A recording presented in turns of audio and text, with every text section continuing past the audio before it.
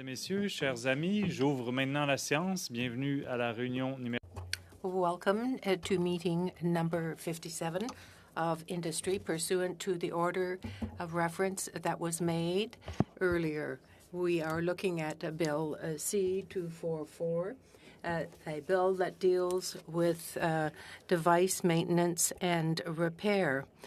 On June 23rd, 2023, we sought to undertake this. We have with us Professor Alyssa Centavi, Assistant Professor, University of Western, Anthony Roseborough, Researcher, Department of Law, European University, and also from the Canadian Automobile Dealers Association, Charles Bernard, Lead Economist. Welcome, sir.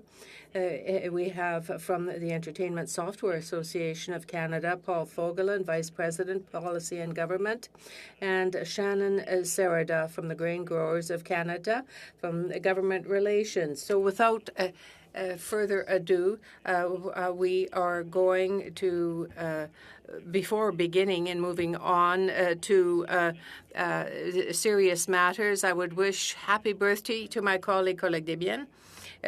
So happy birthday to you. Let's move on now to more serious matters. So with Alyssa Centavi, you have the floor. 5 minutes. Good afternoon, Mr. Chairman and esteemed members of the committee. My name is Alyssa Centavi. I'm an assistant professor at the Faculty of Information and Media Studies at Western University, where I work on technology policy, law, and ethics. I have a JD specializing in intellectual property law and a PhD in information science. I've held research appointments at UC Berkeley's Law School, at the Center for Law and Technology, and at University of Toronto Law School's Center for Innovation, Law, and Policy.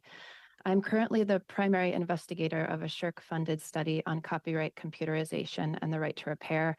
I'm grateful for this opportunity to speak to you today. Repair is impeded by design choices, business strategies, constraints on access and materials and information, various social factors, and laws. By permitting circumvention of TPMs for diagnosis, maintenance, and repair, this bill represents an important incremental step forward toward reclaiming the right to repair in Canada. For the health of our economy, our planet, our communities, and ourselves, repair must be available, affordable, and accessible. I'd like to emphasize 3 points for consideration. First, the purpose of copyright law is to benefit society by promoting the creation and sharing of creative and artistic works. The purpose of copyright is not to protect business models, nor is it to ensure that the incumbent beneficiaries of the existing regime reap the rewards of that status in perpetuity. It's absurd that manufacturers of things like tractors, tanks, wheelchairs, and washing machines can co-opt copyright law and impede repair simply by embedding code into their products.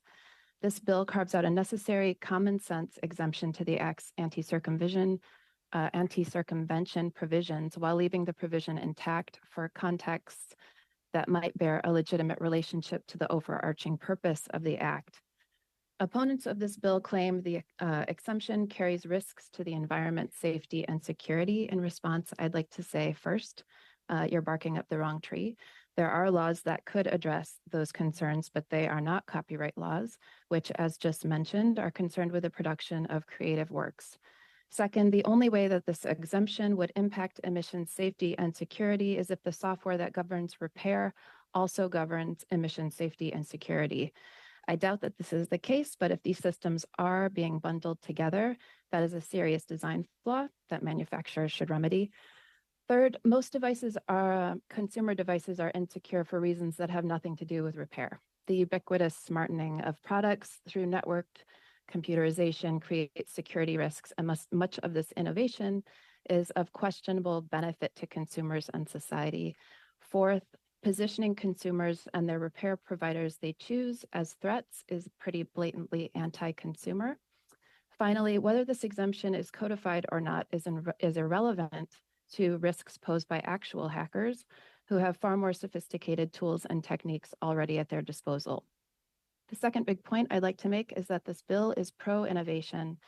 In my research, I've interviewed farmers, teachers, engineers, artists, community organizers, healthcare workers, mechanics, volunteer fixers, school children, people living in cities, in the suburbs, in rural areas here in Canada, and also in the US, Europe, and regions of the global South. A common thread across these differences is that the practice of figuring out what is wrong with something and fixing it is innovative. Our understanding and valuation of innovation in this country has gone astray. We overemphasize novelty, newness, and invention, and underemphasize the work, skill, and adaptive, situated problem solving required to keep the things we already have running smoothly. Rather than undermining innovation, as some opponents claim, this bill undoubtedly promotes it for the good of workers and the economy. And by the way, this position is shared by our most important trade partner. A brief released 2 days ago by the White House noted the importance of right to repair in building a healthy economy. And at present, 20 US states have right to repair bills under consideration. Bill C-244 is pro-innovation, and it's consistent with the actions and interests of our key trade partners. Finally, repair is not only good for the environment and the economy, it's also good for us as people and as communities. Every act of repair is embedded with important human values.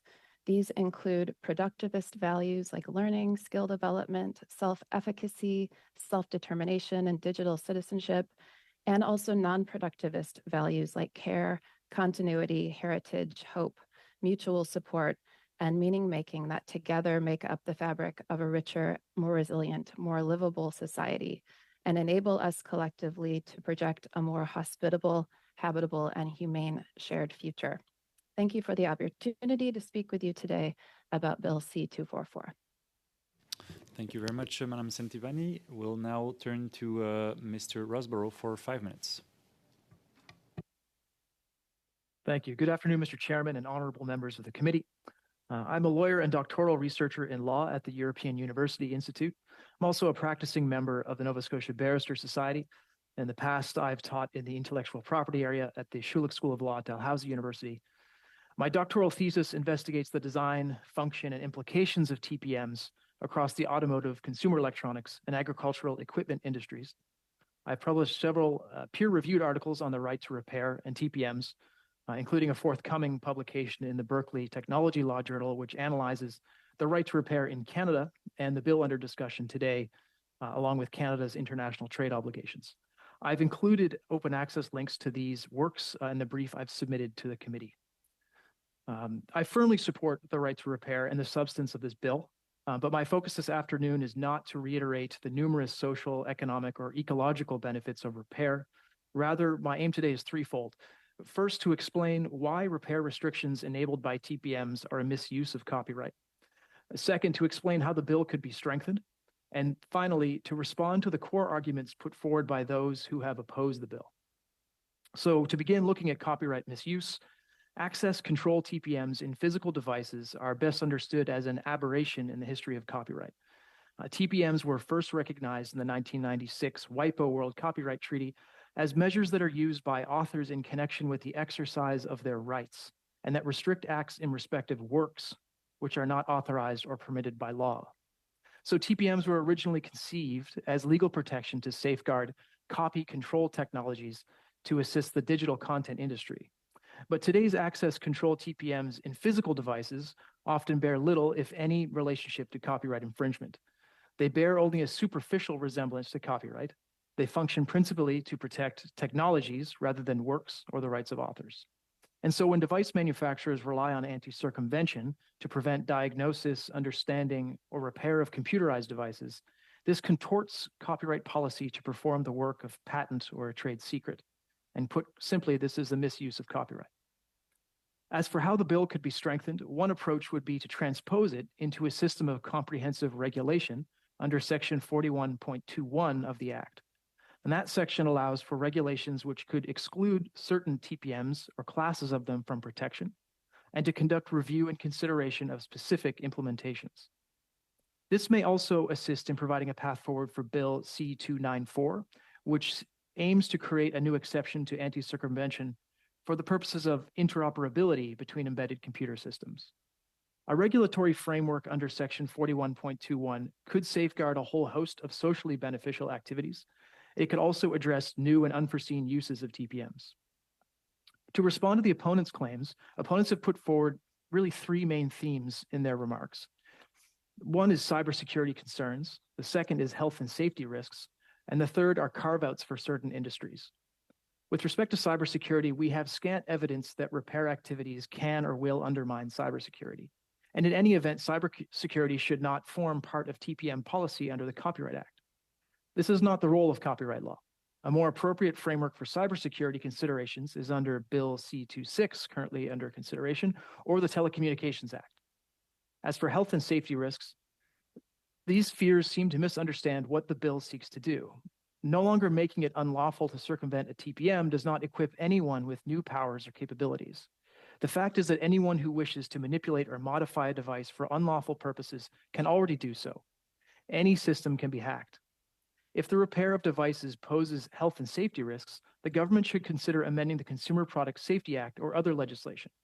We should ask more of manufacturers and not rely on copyright law to ensure the health and safety of Canadians. As for industry-specific carve-outs, opponents of the bill have often sought to exempt certain industries or limit the bill's application to consumer products. The reasons for this have not been convincingly argued. The Copyright Act's purpose is to create a system of rights and incentives, including exceptions and limitations, which govern the use of works. It's not the role of copyright law to distinguish between different technologies or physical devices. In fact, Canadian copyright law has long rested on the principle of technological neutrality. This means that copyright policy should not discriminate against any technology or medium of expression. So to create a TPM distinction based on the type of product or device would amount to a clear violation of this principle. To conclude, TPMs are increasingly used by manufacturers as a tool for protecting a series of interests that are unrelated to copyright. Repair is not infringement. The purpose of copyright law is to incentivize the production of artistic and literary works. It encourages authors to bring ideas into the public realm. Repair inhibiting TPMs undermine these goals. They function as absolute barriers to the diffusion of knowledge. They're indefinite in duration and receive legal protection in the absence of any connection to copyright.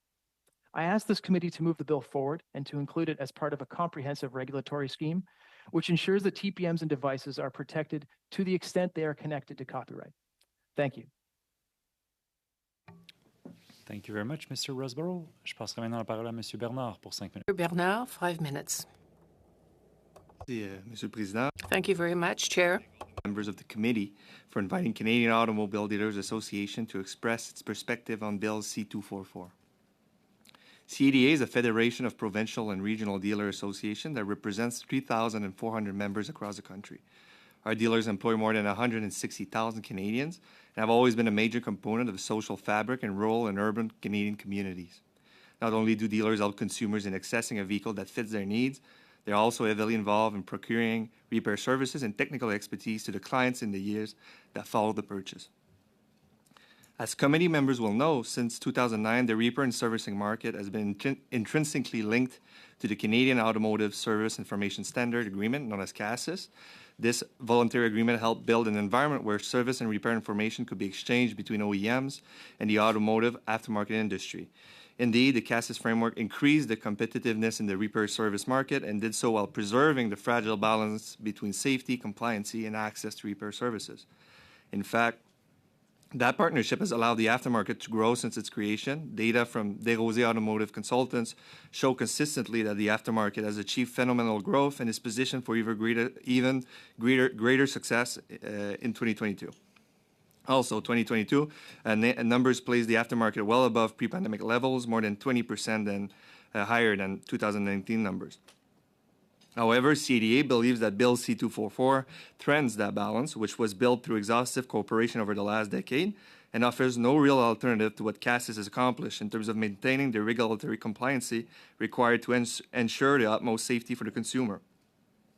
The CASIS agreement is a well-functioning institution where progress in repair access has been supported by the signatories through expertise, transparency, and most importantly, prudence.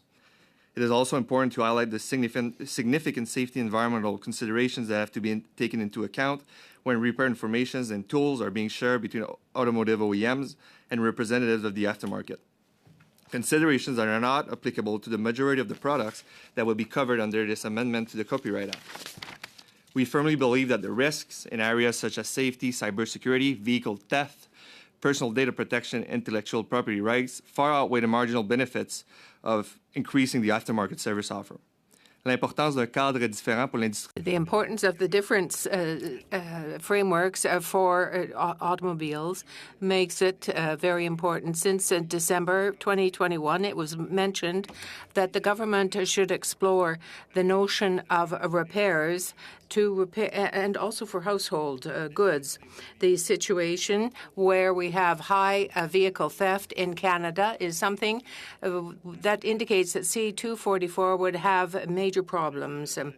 By accepting in the totality these informations, it would make businesses in the secondary market face great difficulty.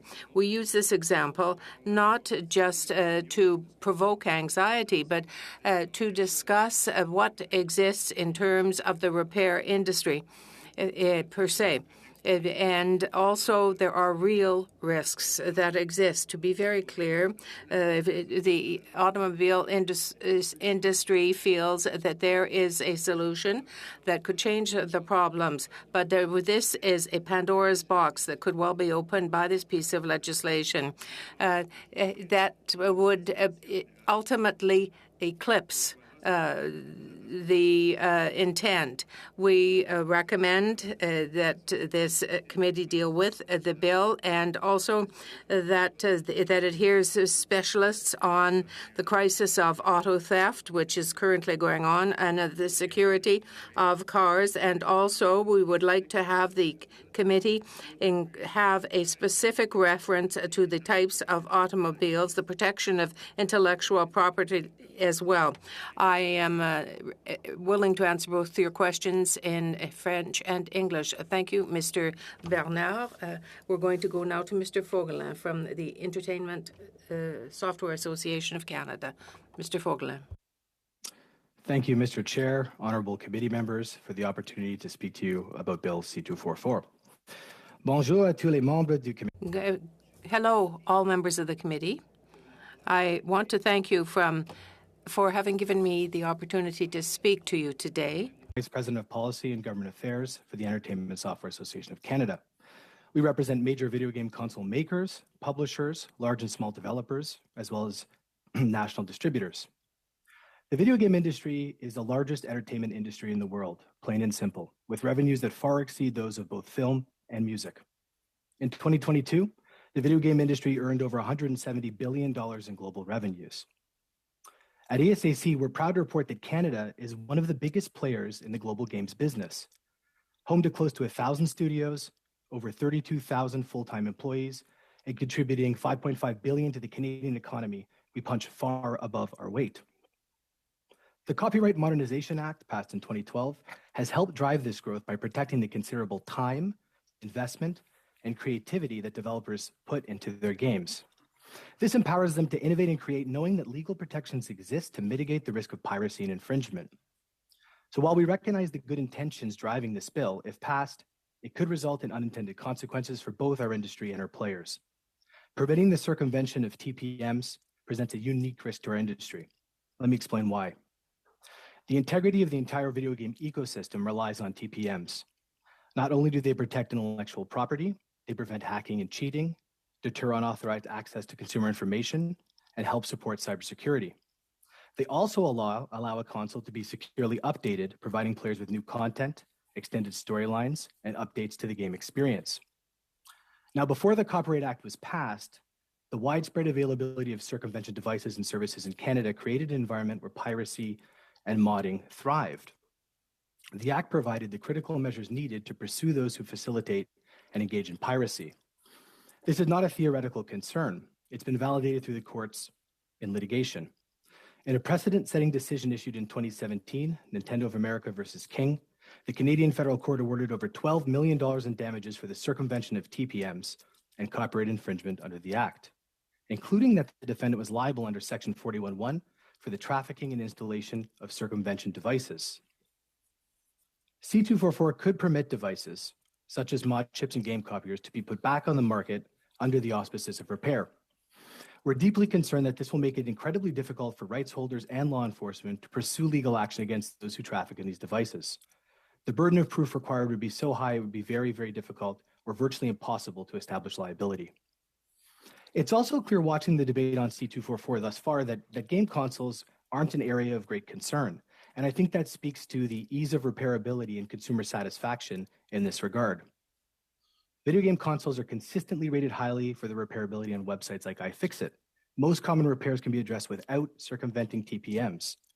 On top of this, our console makers provide easy, fast, reliable, and affordable repair services, as well as comprehensive online and offline networks to troubleshoot issues. This is an all-encompassing piece of legislation. It doesn't distinguish between a tractor, a fridge, or a game console. Similar markets who have right to repair legislation, like some of our friends in the States, they do classify different classes. Let me give you two examples. New York's Digital Fair Repair Act, which was recently signed into law by the governor, and Washington State's Bill 1392, both jurisdictions rightly recognize the unique risk that TPM circumvention poses for our industry and chose to exclude game consoles. In closing, we're very concerned about the risks posed to our industry and our players. To avoid going backward with protections to IP and ensure we protect the player experience, we respectfully request this committee adopt our proposed amendment to exclude game consoles, components, and peripherals. Thank you very much. Merci beaucoup. Thank you, Mr. Fogelin, for your presentation. And now I will give the floor to Shannon Sarada from the Grain Growers of Canada. You have the floor, 5 minutes. Mr. Chair and honourable members of the committee, it is my pleasure to be here today as a representative of the Grain Growers of Canada. My name is Shannon Sarita, and I'm the Director of Government Relations, Policy and Markets with the Alberta Wheat and Barley Commissions. We represent over 17,000 grain farmers across Alberta and are member organizations of the Grain Growers of Canada. Canadian farmers continue to be world leaders in their accelerated adoption of technology. Modern farming equipment is increasingly reliant on high-tech, automized systems with complex software design and digitized components. The tools to fix that machinery has also become increasingly complex, where now a laptop and software is often replacing a wrench. This continual innovation in farm equipment is essential for sustainable growth, efficiency, and competitiveness of the Canadian grain sector. Yet studies have shown that farmers are often considering older, less efficient, less digitized equipment that they can repair themselves.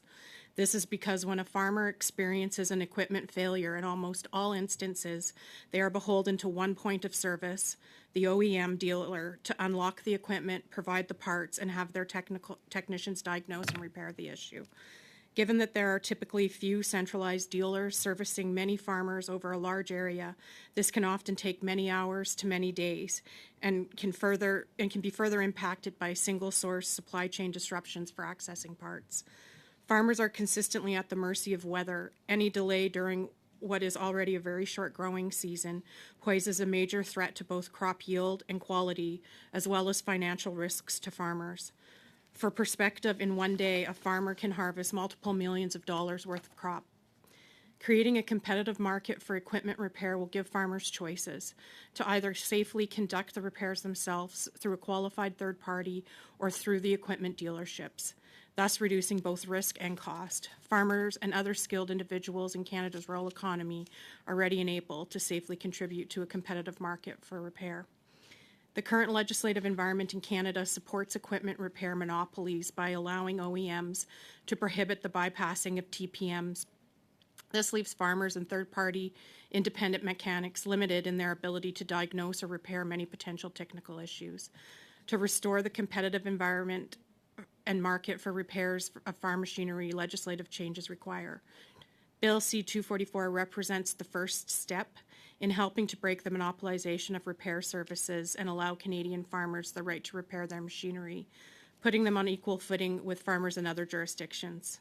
The United States and the European Union have made moves towards modernized legislation and regulations specific to agriculture and actively working toward creating a competitive environment for third-party repairs, data ownership, and interoperability. The Agricultural Right to Repair Bill, introduced recently in the USA, together with other pressures toward increasing competition in repair services, are acting to send the right signals to industry.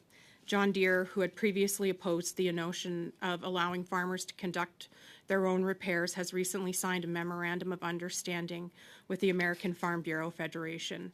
This MOU will formalize U.S. farmers' access and to diagnostic and repair codes, manuals, and product guides, allowing farmers and independent repair shops to purchase John Deere software and other information needed to service their equipment. While this is a step in the right direction, it remains to be seen how deep the access will be, how it might be enforced, or how reasonable pricing will be defined. Availability of these tools should be cost conducive for both independent technicians and farmers. To this end, and in conjunction with Bill C-244, there is a necessary role for modernized provincial legislation in order to further restore a competitive market. For example, in Alberta, the Farm Implements and Dealership Act can be revised to ensure access to tools are made available at a reasonable price. Farmers are innovators, have a history of making improvements to existing equipment used on their specific farms to boost productivity. The design practices by OEMs limits ingenuity and innovation for farmers and third parties by disallowing interoperability or the full use of telematics. Onboard computers on farm equipment report nearly every detail of what a farmer does. Telematics provide a modern method of using this data to monitor farm equipment to assure operations remain reliable and timely. Farmers have become more tech savvy and can use telematics together with AI and other software to manage their farms from their iPhones. With full access to telematics, they can see pending issues with machinery by observing engine speeds, tire pressure, or even forecast planting stages, harvest timing. GPS systems allow them to precisely place input such as fertilizer to maximize efficiency and cost, which in turn creates positive environmental outcomes such as emissions reductions. The agricultural community is pleased that the committee has acknowledged and invited agriculture to be a part of your deliberations on Bill C-244. We would like to ensure that the proposed amendments in Bill C-244 remain free of any exemptions that could limit the potential development of a competitive market for diagnosis, repairs, and maintenance of farm equipment. On behalf of farmers, I thank you for the invitation to be here today, and thank you for your time. Thank you very much, Madam Sereda. We'll now start the discussion with MP Patzer for 6 minutes. Thank you very much to all the witnesses for being here. I really appreciate all of the perspectives that everybody brings and the way that you all presented here today. I'm going to start with Mr. Roseborough. I like the fact that you have talked about specific amendments possibly for the bill. I'm just wondering if you could elaborate a little bit further on what amendments you would like to see, and just if you could just delve a little bit into how specifically that would provide a better solution for achieving a right to repair. And I mean, maybe if you want to preface it with the way that the Americans do their copyright exemptions in the States, maybe that would be beneficial as well too. Certainly, thank you. Yeah, so under Section 41.21 of the Act, it's permissive. It allows the creation of regulations to exempt TPMs in certain contexts, certain classes of them from protection. And so you could analogize this to the United States Digital Millennium Copyright Act review and exemption process, which happens every 3 years under that framework. There are some lessons to be learned from that approach in that, for one, I mean, it's a substantial amount of evidence that has to be produced every 3 years to get an exemption. For two, I mean, that process only applies to direct acts of circumvention and does not apply to what is sometimes called the trafficking or circulation of circumvention tools. And so in order to really give effect to the right to repair, solutions need to be able to be shared. I mean, a big part of what makes repair what it is that it's really about devising solutions, sharing, building community, and building collective knowledge. And so sharing tools is important to that step. Section 41.21 of Canada's Act, our Act, enables us to sort of do both at once, right? So there would be a way essentially under 41.21 to create blanket exceptions for TPMs which undermine competition in aftermarket sectors. And then following that in the second subsection of 41.21, there's a framework to create regulations which exempt whole classes or types of TPMs from protection where they produce sort of undue disproportionate impacts on certain markets or any relevant factor is in fact one of the factors in that list. So it's quite a broad scope of basis for regulation. Yeah, thank you very much for that. It's just, I think we're all trying to find some, good solutions for various industries. And Mrs. Sereda, I grew up on a grain farm just shy of 8,000 acres, and so whenever I talk to people about the right to repair, it's based on the premise for us. I mean, we were sometimes 4 hours from the closest place that would either have parts for us or have somebody that could actually come out and do the service. So when you start talking about how much it costs to have a truck roll, and for someone just to drive out there and say, I don't have the right part, or maybe their computer doesn't have the right software on it, or whatever, then you're paying that cost to drive back and forth all the time. Whereas if you could fix it yourself, I mean, that would be hugely beneficial. I'm just wondering if you could talk a little bit more about what some of your members are saying.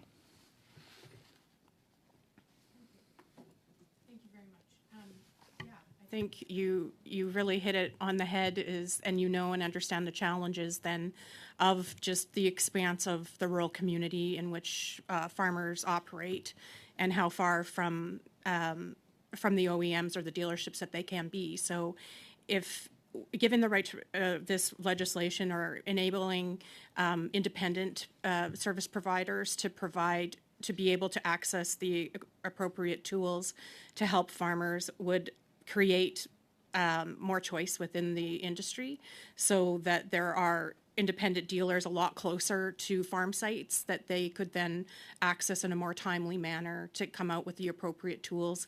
Sometimes it's just even shutting off a false error that keeps a farmer down for, it could be a whole day or even 4 hours, and that cost could be like upwards of $1,300. So having access to these tools for those independent service providers is, I think, the best way for farmers to have more choice. If they can't repair it themselves, then there's at least providers in closer vicinity to their operations. Yeah, thank you very much for that. Mrs. Sorry if I say your last name wrong, Centivani, I appreciate your intervention as well. Just wondering if you can talk briefly just on the dynamics between federal and provincial jurisdiction when it comes to copyright law and how that plays a role in right to repair. Sure. So, I mean, the copyright law in Canada is a federal law. The provinces have jurisdiction over sort of related fields of law, like competition, as has already been stated. So in terms of the current bill under consideration, I mean, we really need something at the federal level that makes a clear statement in copyright that would eliminate these anti-circumvention provisions to enable diagnosis, maintenance, and repair.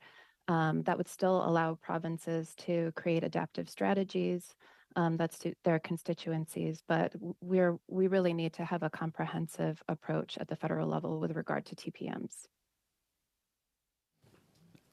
Yeah, that's about all the time you have, Mr. Patzer. We'll now turn to Nate Erskine-Smith for 6 minutes. Thanks, Joel. I want to start with the Entertainment Software Association of Canada, just so I'm entirely clear on what the challenge is. The language of the legislation very clearly stipulates that one can only circumvent a TPM for the purpose of diagnosing, maintaining, or repairing a product.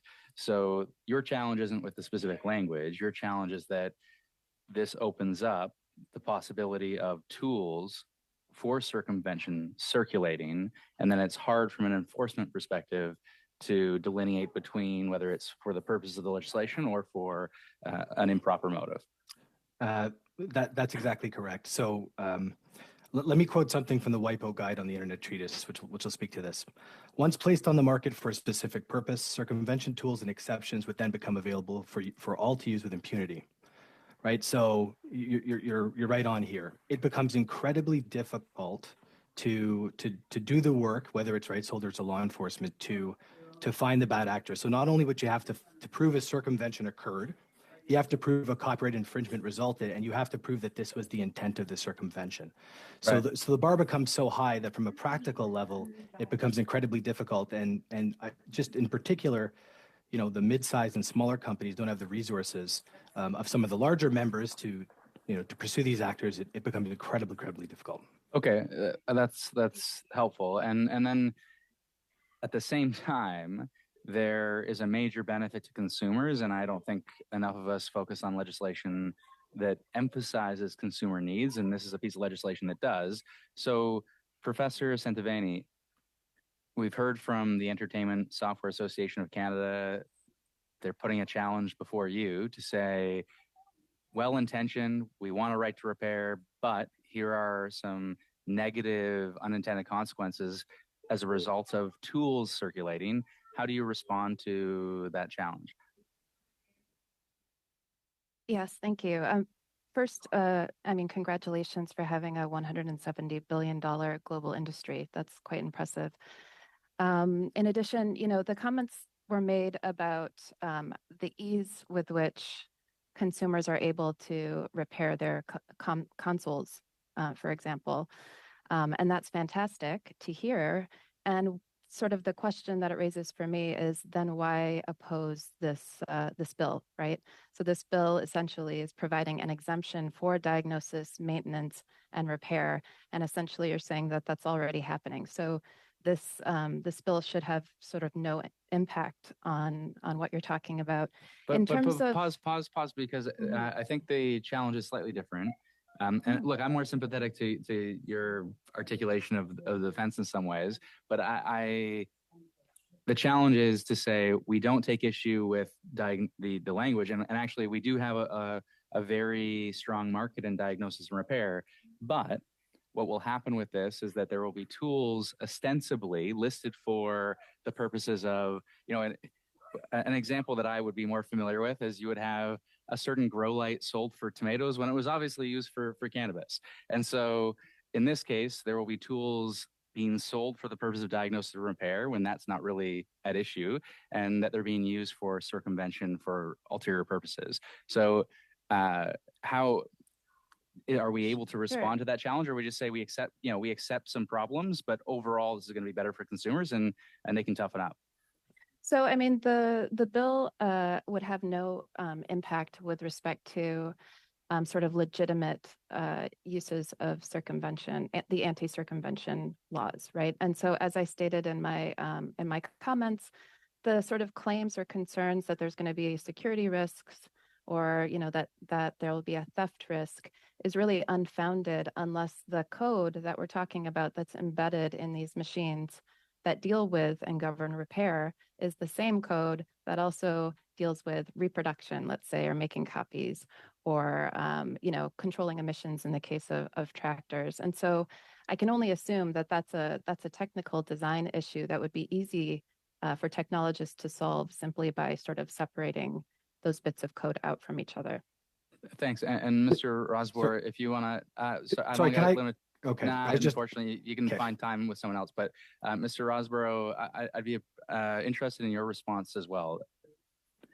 Certainly. I think that this demonstrates maybe some of the limitations in hinging lawfulness on a defined set of activities. And so whether an activity is repair, maintenance, or diagnosis would require, some inquiry that might be difficult to discern in some cases. If, for example, restoring features that have been disabled through a rollback, an over-the-air update, where your treadmill no longer plays videos like it used to on its screen, and you restore that, is that an act of repair or is that maintenance? Is it indistinguishable from repair in some respects? Maybe yes. And so I guess my position is that there's more flexibility in a regulatory process that would exempt certain implementations of TPMs from protection altogether. So where that may be the case. So, and I take your point, regulations, but with the language as it is, so say we were faced with an upvote, downvote on the language as it is, there are certainly some potentially unintended consequences, but overwhelmingly it still seems to be pro-consumer and net benefit. Would you agree with that? I would agree with that. Okay. All right, thanks very much. Thanks. Thank you very much. Je passerai maintenant la parole. I'll give the floor now to Madame Desbiens, 6 minutes. Thank you very much, Chair, and thank you to our witnesses. I'm somewhat of a neophyte in this debate, but I'm learning a great deal, and I thank you for the information that you have brought to us. I want to share something miscellaneous with you. My father, who runs a restaurant hotel, I'm perhaps translating my age a little bit, but he installed a dishwasher, a completely mechanical one. It's a pump that distributes the hot water and the cold water, and that heats the water so that it's at a standard level of heating and it meets health standards. But when he was doing that, he said, if you want a piece of advice from me, as long as it works, keep that one. Because the next one, you're going to have to, if you buy a new one, change it every 4 or 5 years because it is more complicated. And the profitability of a business is where you save money on machinery, where you have the most to gain. So here's my question. And because I'm interested in agriculture, it is to Madame Serenda.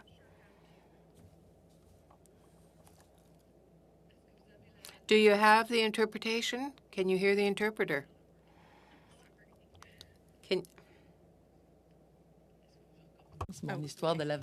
Should I start my story of the dishwasher again?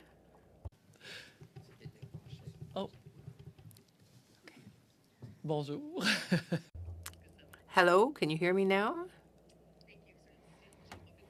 Yeah, I just want to thank the interpreters who are very much appreciated here. Shall I begin again, Mr. Chair? Do I start my story of the dishwasher again? Well, do as you wish, because that's the essence of what I'm trying to say. My father, 50 years ago, put in our restaurant a dishwasher, and he told me if you can make it last as long as possible, it's the last of this type of category. All the ones in the future are going to be electronic. You're going to have to change them every 4 or 5 years because they're complicated and just can't be repaired. So he's still here with his dishwasher that is very simple in its operation. It pumps in the hot water, the cold water, the soap, and so on. It's really a monument in terms of our restaurant. So here's my question. In the world of agriculture, I'd say it's probably much the same thing. That notion of profitability that my father was talking to me about is this. Where you find profitability, it is in the savings that you make with your equipment. So if you can save on your equipment by repairing it, renewing it, extending its useful life, that is where you're going to make a gain, a market gain in your income. To my mind, it seems to me agriculture must be quite similar. The machinery for agriculture is very expensive, and you want to create a balance in your income. So here's my question again. Would it not be of interest to think about an option, say in this bill, of providing access to a certain type of a repair when you are in a remote area, when you are far from authorized repair centers, for example? Mm-hmm.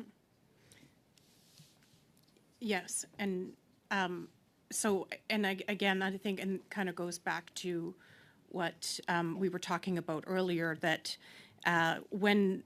if within this bill there is, or within this bill, there's an ability for these third-party dealers to be able to access the equipment, then yes, there is a benefit to farmers because it's really comes down to timeliness and their ability to have somebody get to their farm within hours, within an hour to fix the machinery, or to Yeah, or to be able to do it themselves, like I mentioned before. So I think we're seeing farmers move towards less complex systems, much like you're referring to with your father's great advice on the dishwasher, because they do have the right to repair them themselves. And while they lose some efficiencies by not running the most state-of-the-art equipment, they are more interested in not losing downtime during what can be sometimes only 8 weeks to harvest their crops.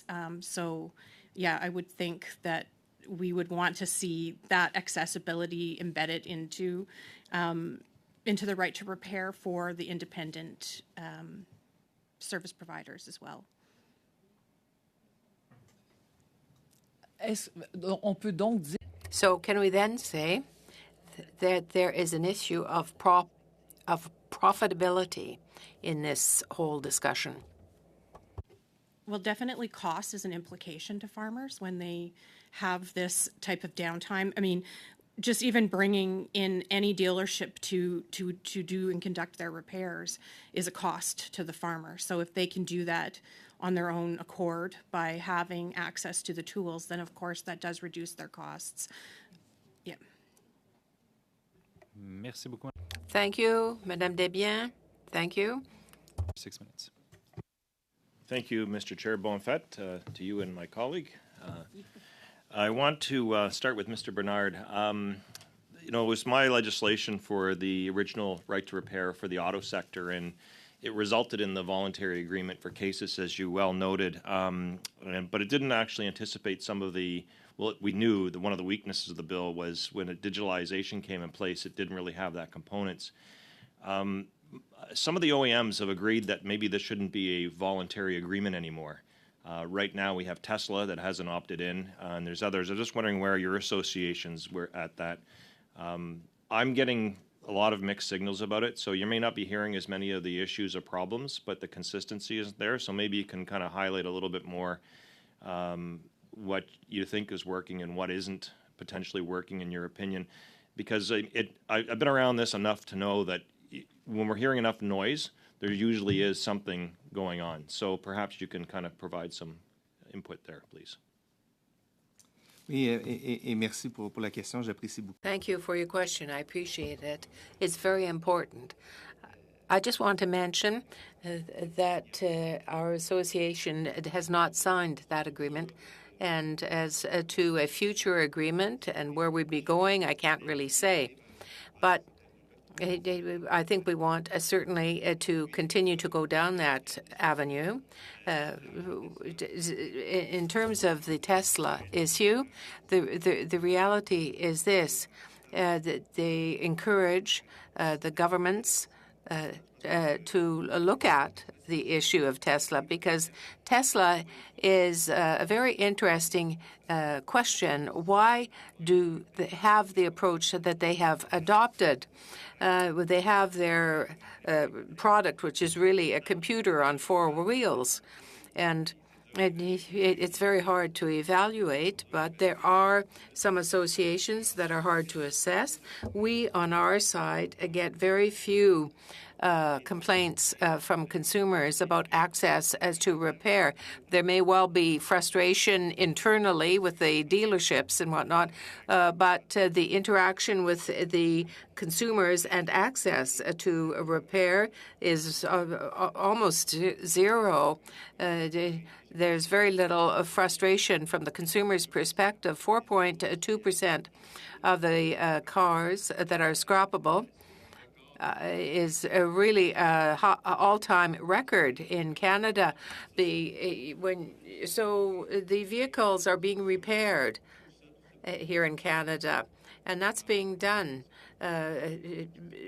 under the terms of the agreement that you mentioned. That's what I know.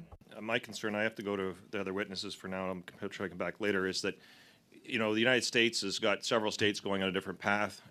We got, provinces considering this, and if we don't do anything ourselves, we're basically going to be putting ourselves in a kind of a dog's breakfast on the issue for automobiles, which is a public safety issue. I do want to go towards Mr. Fogelin because it's correct that the entertainment software industry hasn't gotten much attention on this.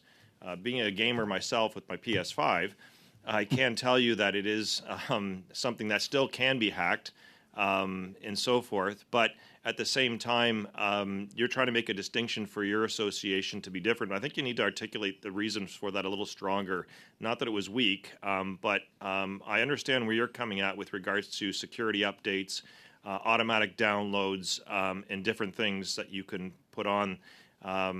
And I guess the concern I also have, too, is from a consumer standpoint, it's less to do with the video game industry. It's often more associated with Microsoft is actually releasing products that actually aren't even completed and needing updates before you even put them in your system. But maybe perhaps you can distinguish a little bit more why you think you actually need, I guess, a special provision for sector on this.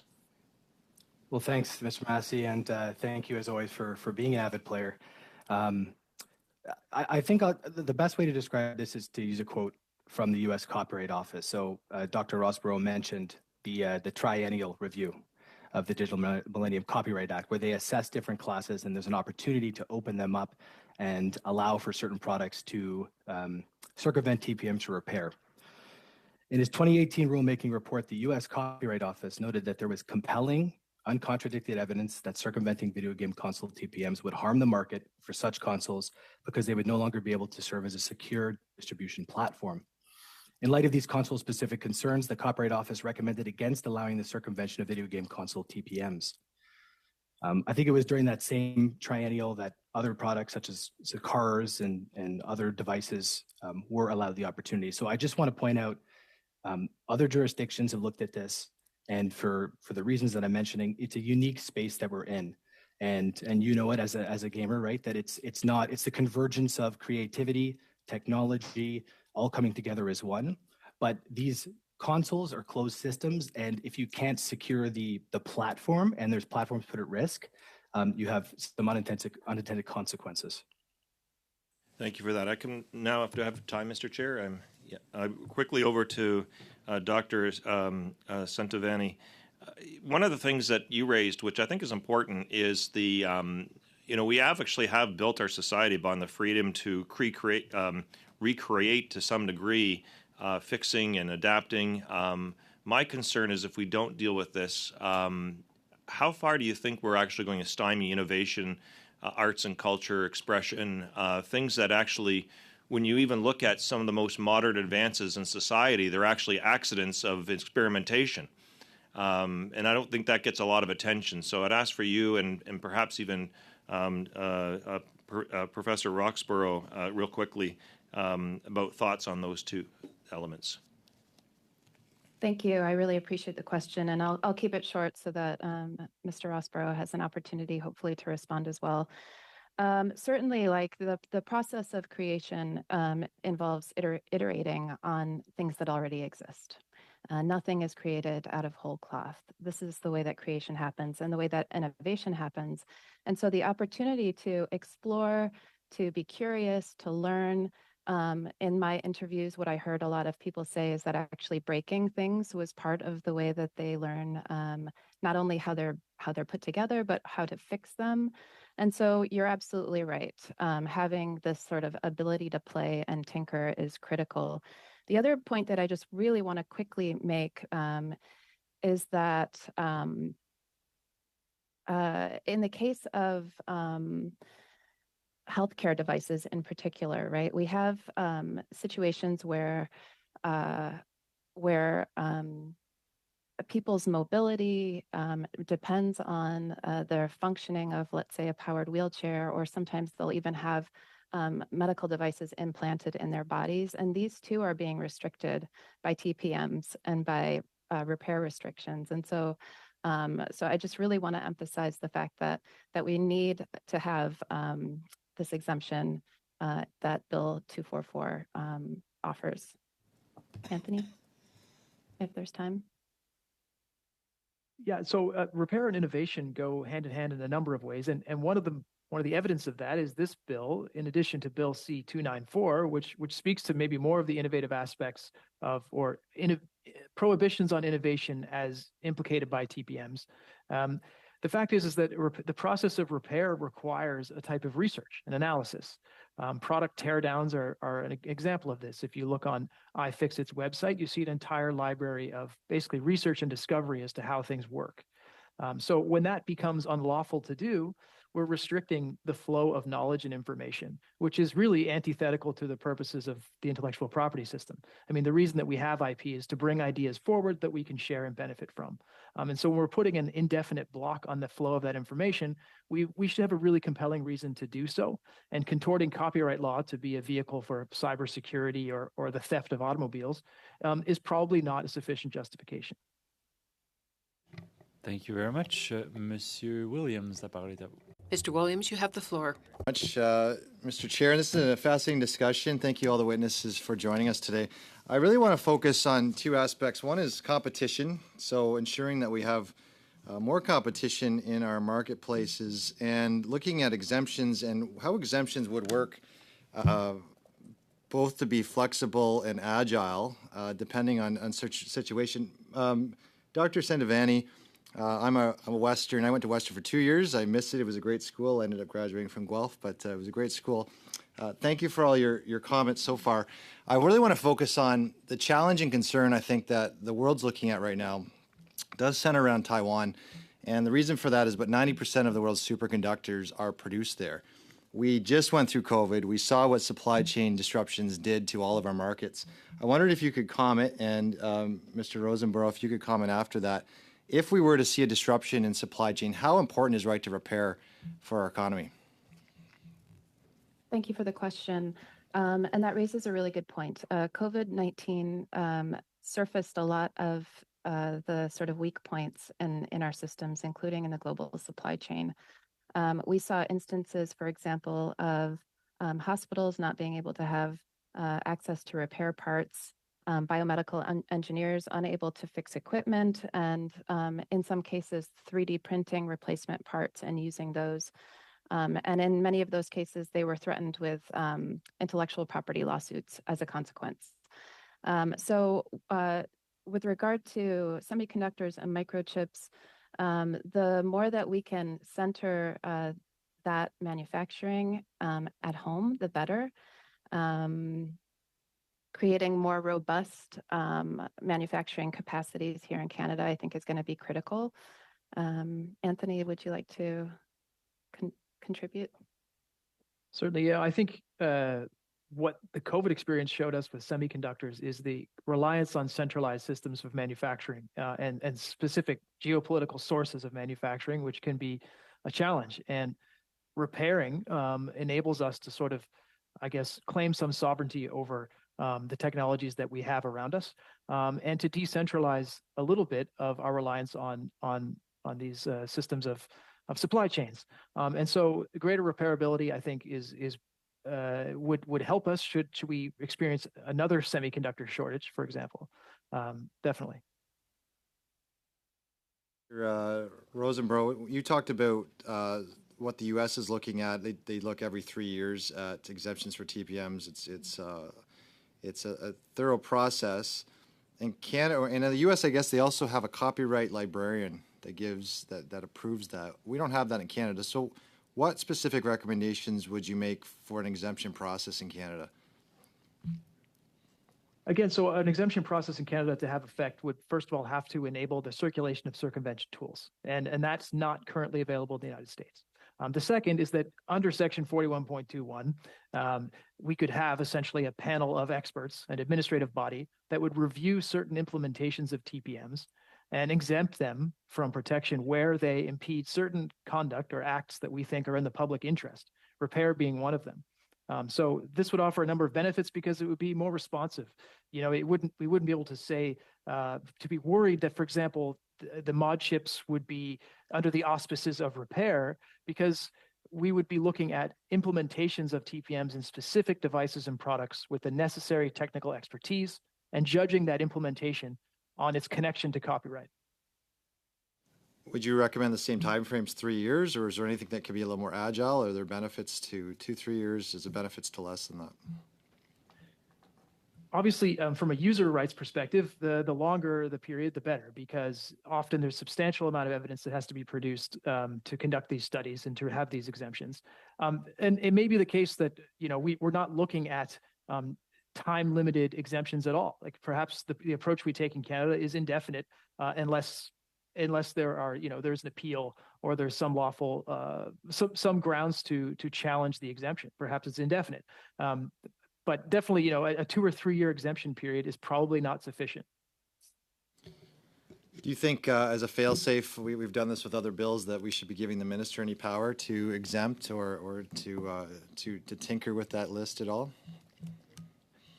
I do not. And with respect to the expertise of the minister, I think that we're dealing with obviously a subject matter which spreads across many industries and technologies, which can have different impacts on the public interest that would require the expertise of a committee of experts, in my opinion. Oh, and do I have Mr. Chair, am I out? You're out, but I feel generous if you have another question, Mr. Williams. I'm going to ask this one in writing, Mr. Rosenberg, just to give the committee some more time. In your paper towards a Canadian right to repair, you can conclude that Parliament needs to use more of the tools at its disposal to enact right to repair reforms, including regulations to better address the anti-competitive uses of TPMs. Could you please submit in writing what those potential regulations would look like? And if you can submit those in writing, the committee will get them. We'll have them in the report. So absolutely.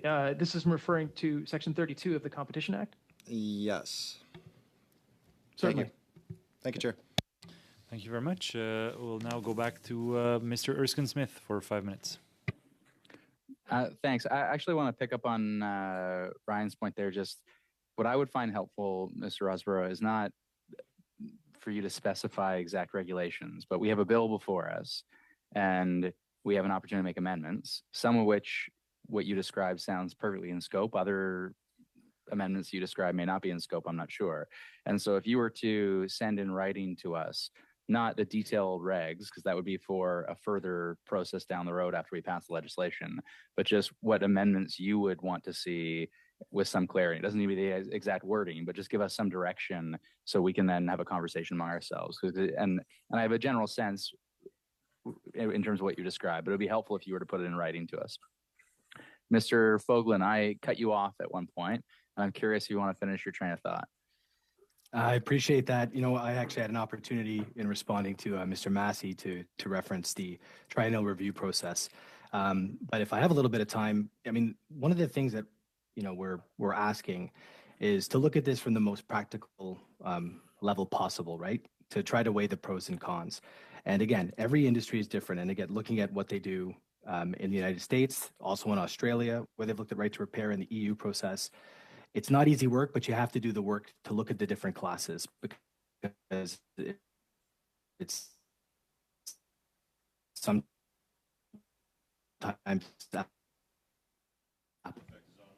so oranges, yes, right? Mr. In the case of Erskine-Smith, the majority of anything that you would need to do to get your console to work is possible. Oh. So just something to mention. Okay, so I didn't catch all of that, but I caught what you said to Mr. Massey. In terms of Mr. Rosborough's proposal around a set of regulations, and presumably through those regs you would have different classes, you'd be comfortable with what he's discussing today? I'd have to see it closer, but in theory, yes. We wrote a written submission that includes an amendment that we've prepared that mimics. It's similar to the Digital Millennium Copyright, and I think that language is ideal. But certainly, any process that looks at amendments for classes is something we'd be in favor in. Okay, and Ms. Centovani, so we've got Mr. Rosborough saying, look, we can manage this balance here between circumvention tools that are being used for improper purposes and also empowering consumers to the right to repair through a regulatory process. You've been, I think, adamant in your opening remarks that we need to be firmly pro-consumer, and this bill is just that. Are you comfortable with the idea of a regulatory apparatus to maybe carve out different classes? So I would say that I would defer to Mr. Rosborough on the classes issue.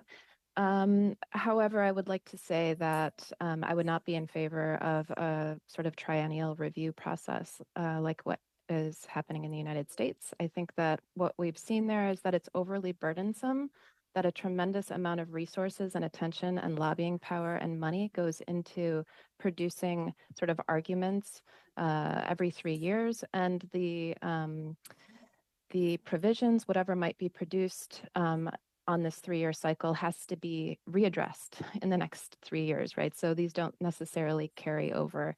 So my preference would be to send like a very clear statement, as I think that this bill does, so that there is some certainty both for consumers and for manufacturers about the state of things, with the understanding that this can be revisited as need arises in the future.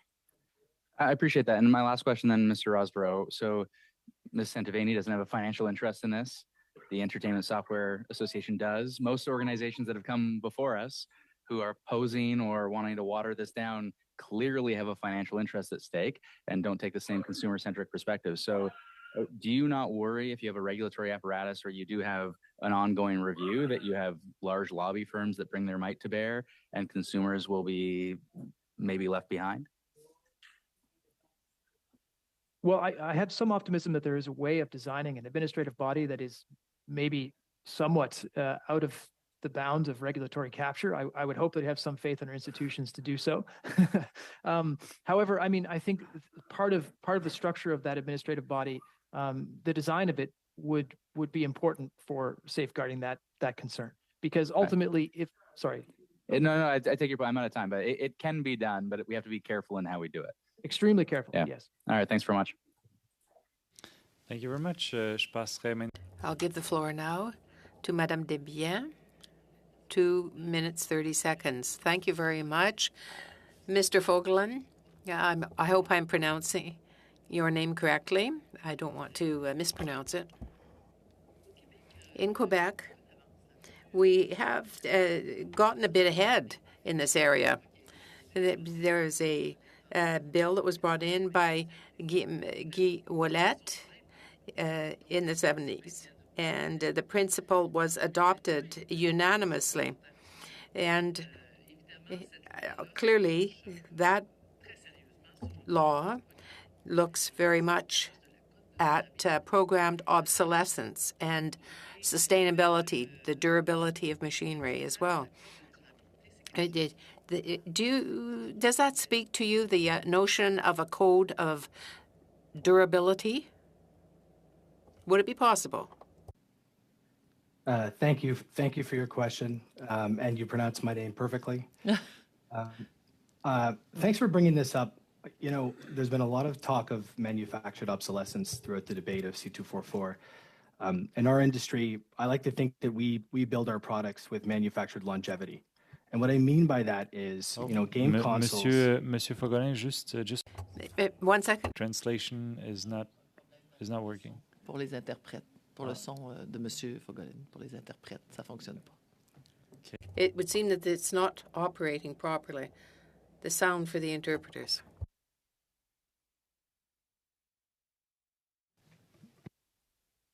Okay, just let me know when I can proceed.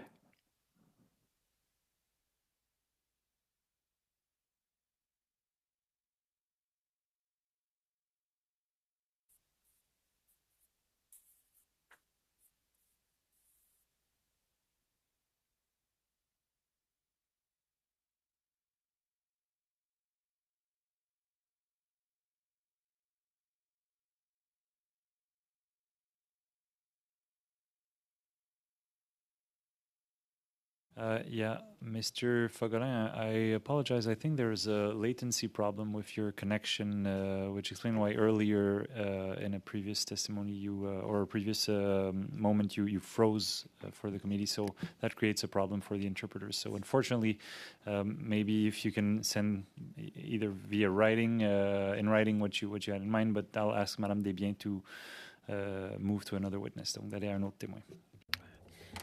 If you'll move to another witness, please, Madame Desbiens. Thank you very much, Chair. I certainly appreciate having a written response from Mr. Fogelin. I'm going to direct my question now to Mr. Rosborough.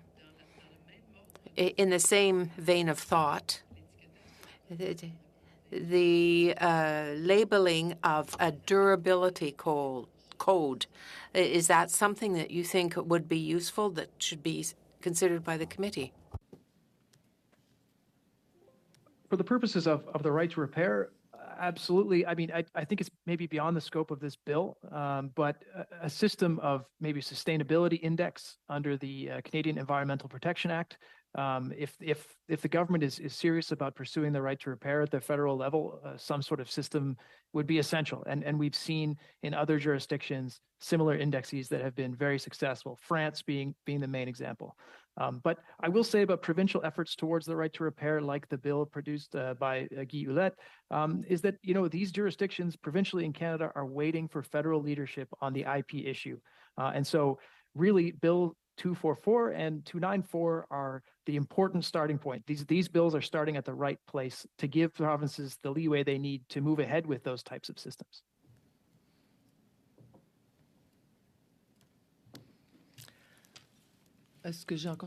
Do I have a bit of time left? Yes, you do. Thank you very much, Chair. To what extent could we count on this type of tool to move forward?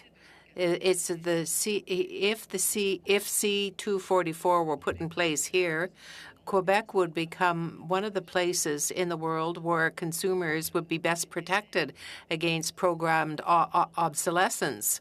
So can we move towards this, do you think, in Canada, or are we getting too far away from that option? What is your thought? My thought is that we risk fragmentation by having independent provincial strategies that are inconsequential towards sustainability indexes or repairability indexes, and that to have meaningful effect across Canada, we should have a federal index for repairability. So absolutely, providing consumers with the information they need at the time of sale is essential for achieving the right to repair, because it creates a distinction in the marketplace. Consumers need to have that information. But again, this allows for repairability, but it doesn't necessarily enable the right or ability to conduct repairs. And that's what Bill C244 looks to do. It starts at the source of the problem rather than looking just to solutions at the far end, right? So this bill is starting at the right place. If we have enough movement in this direction on the IP file, we can move ahead with repair indexes, sustainability indexes, and arming consumers with the information they need at the time of sale. Merci beaucoup. Thank you. Mr. Massey, you have the floor. Thank you, Mr. Chair. And while we're talking about kind of obsolescence and that, I guess I know Mr. Fogelin right now can't respond, but maybe perhaps can send this in. I think that he was going to probably talk about, like I know, for example, on a lot of platforms, there's reverse compatibility. So if you actually upgrade your system, you can still play old games and investments you had in on those without actually having to purchase them again as a consumer. Many platforms allow for that to be a continuation of what you've already purchased, and some are very successful at that.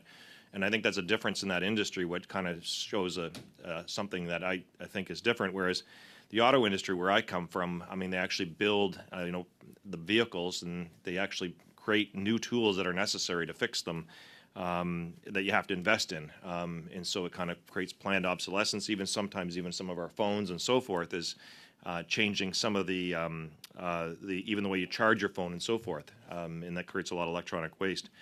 With my last minute, though, to Mr. Bernard, again, we are hearing a lot about this from consumers and constituents. There's the reason that there's 3 different political parties that have 3 different bills in the House of Commons on this. Does your association have a position on whether, like, if we don't act on us here, do you want then to just assume, like, say, for example, in the United States, we have standardized bumpers, we have standardized processes for manufacturing. We're probably going to get something imposed on us. What's your thoughts on that? Is that if we don't do anything, how do we, do we just then get imposed on it? Just like we have emission standards right now are imposed on us from the United States. We used to actually work together on those and set them, and now we don't. So pleased to you with my remaining time. Thank you. Merci, j'apprécie la question. Thank you. I appreciate the question. I think it's a very sensitive one. And in Massachusetts, there was legislation that was passed in 2010, I believe, on repairs.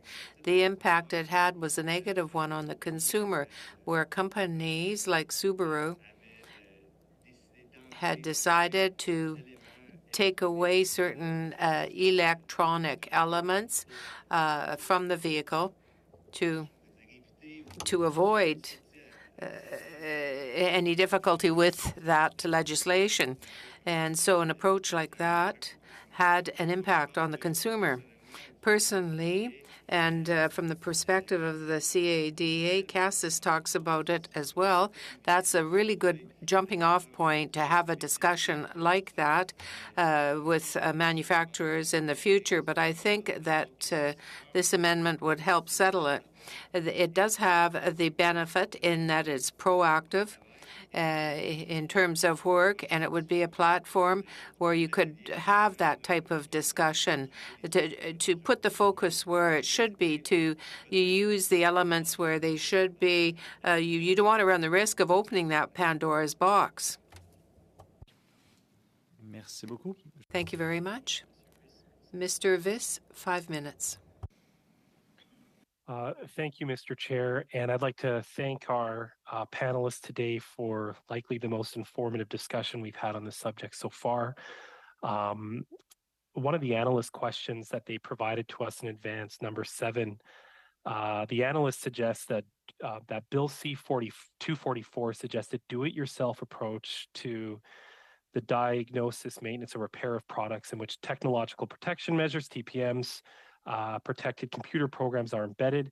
It would allow a person to circumvent the technological protection measure for these purposes and to use or offer equipment for these purposes. It would not, however, allow a person to offer or provide services for doing the same. So to you, Professor Centovanni, why does Bill C-244 seem to prioritize a do-it-yourself approach, considering that ordinary people may not have the know-how to repair products, such as motorized vehicles and personal electronic devices, and that allowing others to do it for them could bring new revenues to Canadian businesses? Thank you for the question. So I would have to say that that's not my understanding of the bill that's proposed.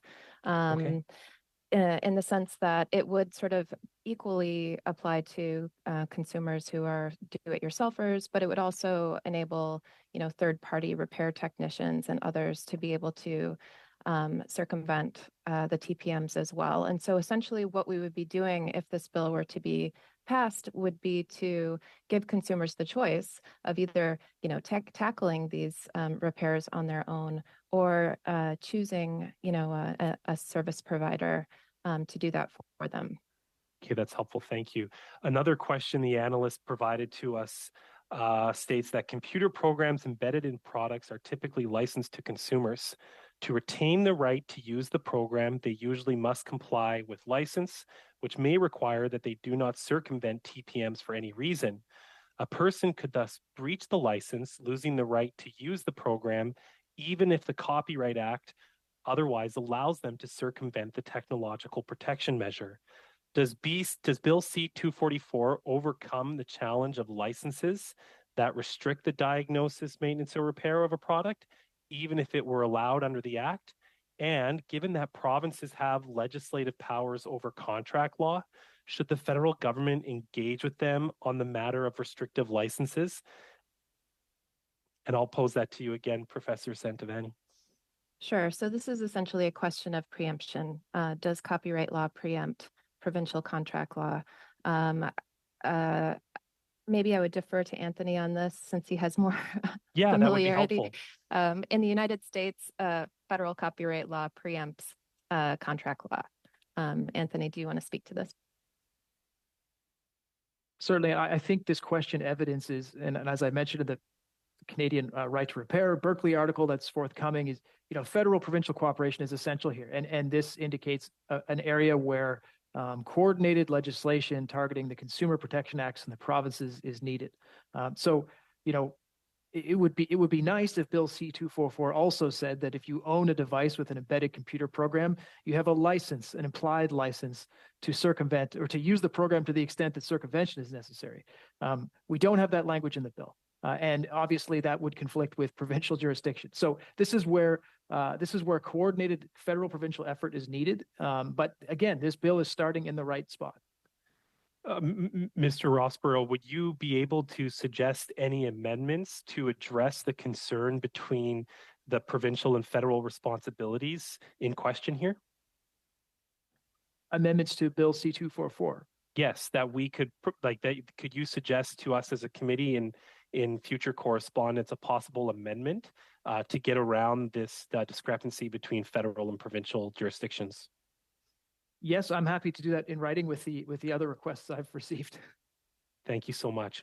Would any other panelists like to comment on the relationship between the Copyright Act and the provincial powers? Or sorry, the dynamic between the province and the federal government on this? No? Okay. Well, then I have one more question if I have time, Chair. You do. Okay. Under Bill C-244, circumvention of technological protection measures would only be allowed for the purposes of diagnosis, maintenance, or repair of a product that we've stated. You've touched on this a bit, Mr. Rossborough, but how would this limitation be enforced in practice? If you could just reiterate a couple of those points for me. And could persons or companies which engage in the manufacture, importation, distribution, sale, renting, and provision of technologies, devices, or components to circumvent TPMs be held liable where these products are used for other purposes? So as for the second question, I mean, it's not clear in the Act whether there would be liability. The liability would extend that far.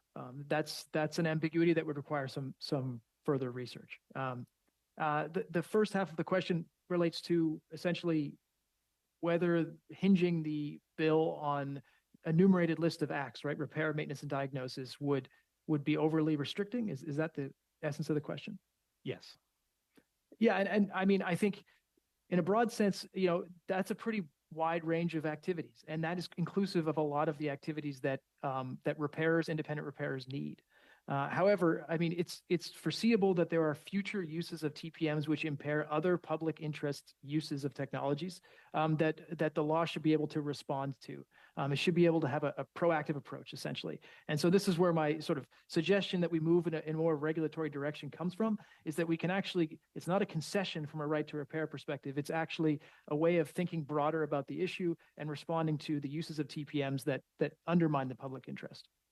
Okay, I appreciate that, and I was very apprehensive, however, in your earlier comment about the ability of our institutions to prevent big lobbyists from sort of taking over the process as we might have seen in the United States. But otherwise, I agree with your sentimentality, but in practice, I think it would be very, very hard from a regulatory perspective, and I think that's one of the big challenges we're facing, is just how broad in scope this legislation. And I was hoping Mr. Meow would be here today, but I guess he didn't show up again. But thank you to all the witnesses for your time today, and thank you, Mr. Chair.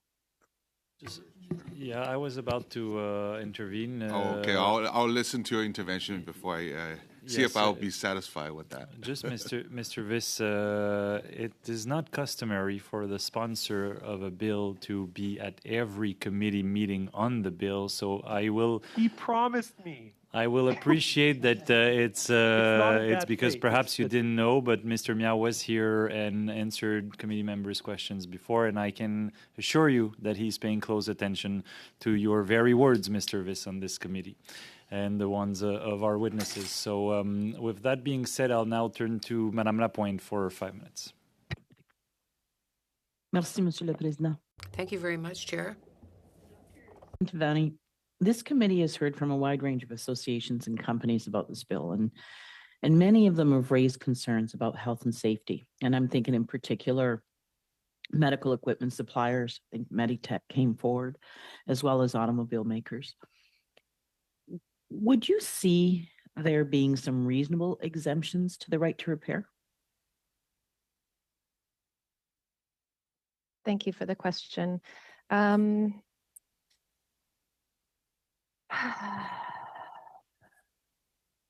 a difficult one to answer, to be totally honest with you. So let me remark first for a moment on the medical context, because I know a brief was filed in opposition, and some of my current research projects right now deal with medical device repair specifically in the global south. And so what I would say is that what we have in the healthcare sector is a situation in which biomedical engineers who are highly trained specialists cannot repair medical equipment in hospitals and clinics. So the Public Interest Research Group conducted a survey at the end of 2020 of biomedical engineers, and 76% reported having been denied access to parts or service manuals for critical medical equipment in the preceding 3 months. 80% reported having equipment on site that they can't service because they don't have either access to the digital keys to unlock the TPMs, or they don't have the appropriate parts or services.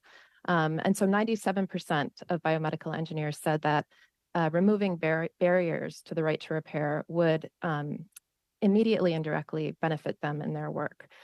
And so I think while there's a sort of a legitimate reason to be more deliberative and more sensitive and perhaps thoughtful and hesitant around certain kinds of industries like healthcare, right, where the well-being of people is like immediately at stake, I still believe that the facts on the ground support strong right to repair protections in those industries as well. I would tell you that I spent 20 years in the hospital system in Northern Ontario, and saw firsthand how our biomedical engineers couldn't repair some equipment, and because we were away from large centers, sometimes had to wait days or weeks before the technicians of the company could come and do those repairs. So I certainly understand completely the point you're making. I would ask the same question to Mr. Rossborough. Do you see any reasonable exemptions to the right to repair? I'll have the same pause that Professor Centovani had, and I think the answer would be not really. And I think I can substantiate that by saying that I think Canadians are safer when access to technical knowledge and repairability is not kept secret, and the inner workings of and functioning of devices can be discerned and understood lawfully. And so the fact that device manufacturers see copyright as essential to the health and safety of Canadians should also cause us some concern. I mean, if the contention is that devices and products are inherently dangerous and repair activities pose safety risks, we should ask more of manufacturers and through amendments to the Consumer Product Safety Act or other regulations. So again, just as copyright law is not really an appropriate framework for cybersecurity regulation, nor is it the appropriate form for public safety, in my opinion.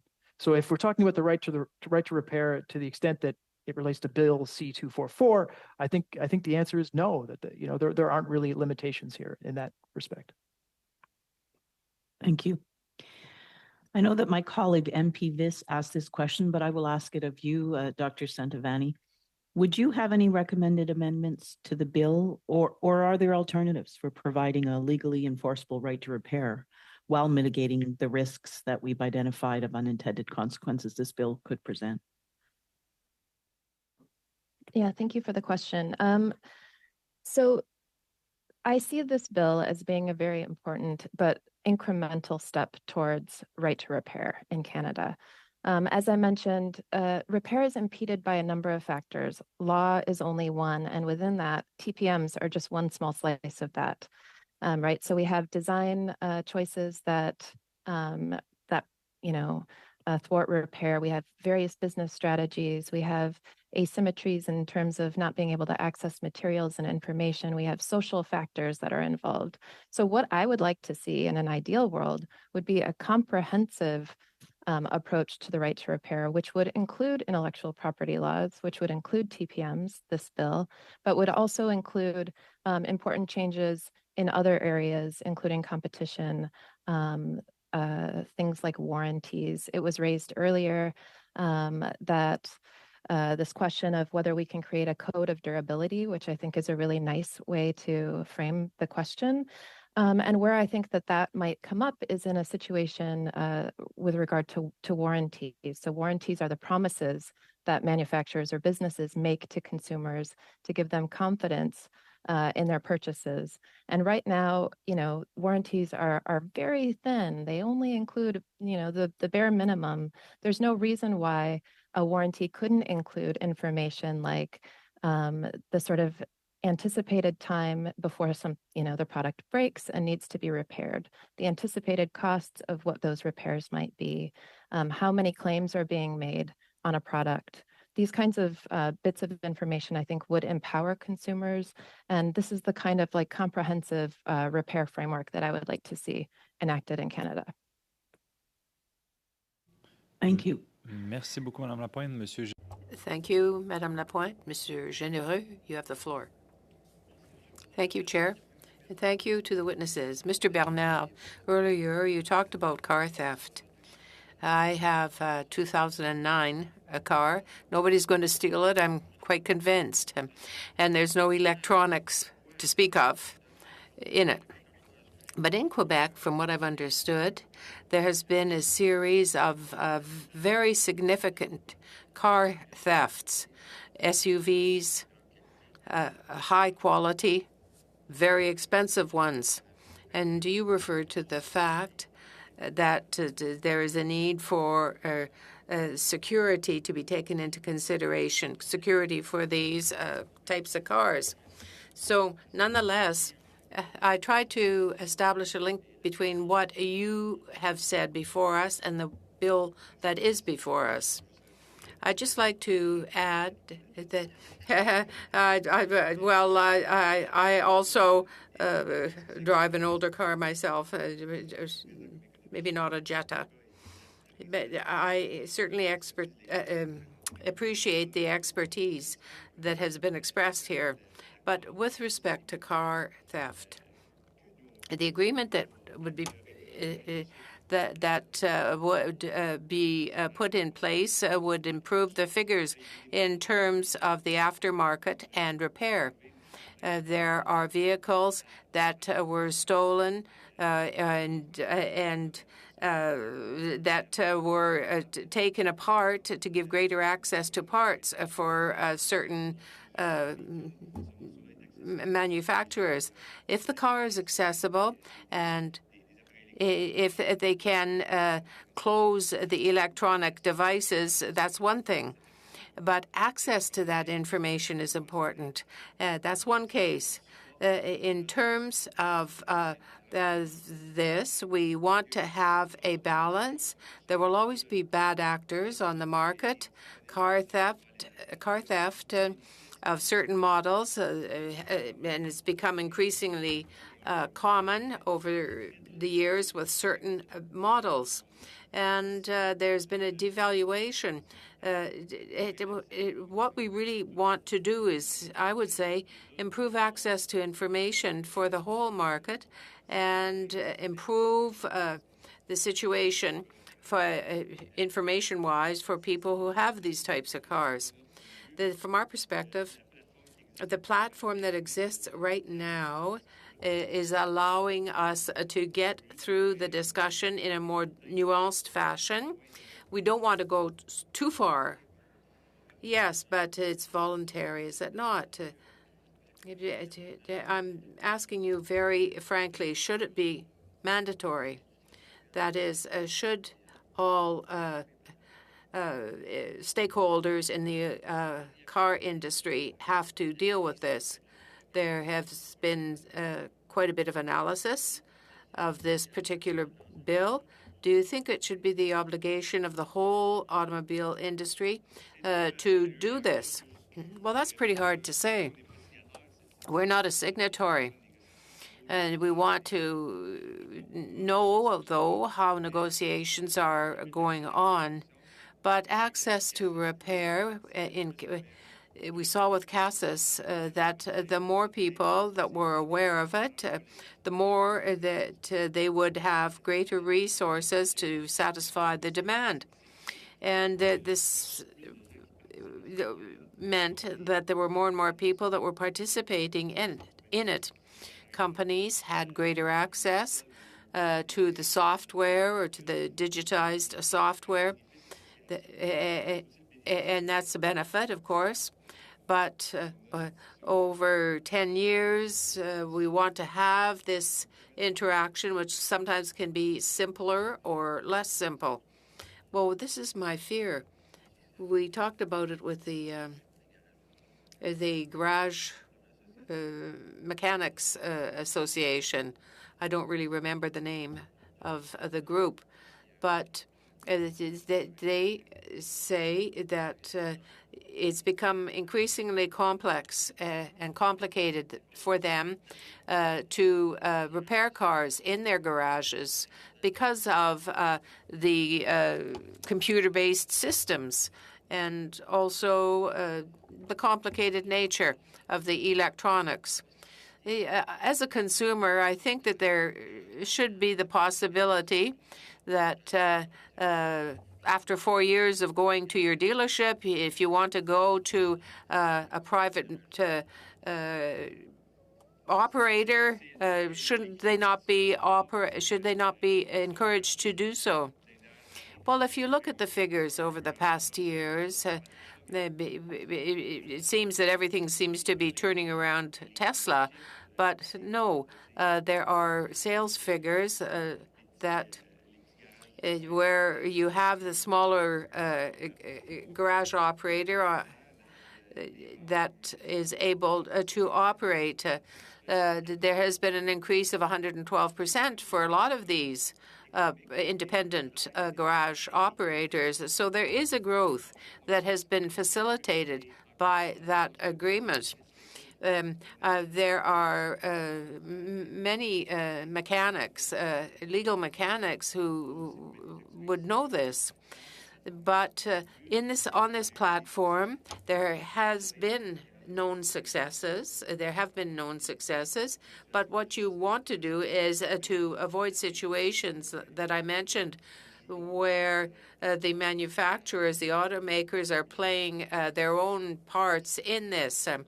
I want to mention that there is a certain level of success. Nonetheless, as Mr. Rosborough has said, it's not perfect, but there have been major contributions that have been made given CASIS. So, yes, there is also something that is illegitimate going on, but you can settle it through CASIS. As Chair, if you are generous, I'd like to ask this.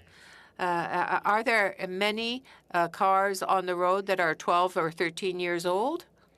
I can't answer.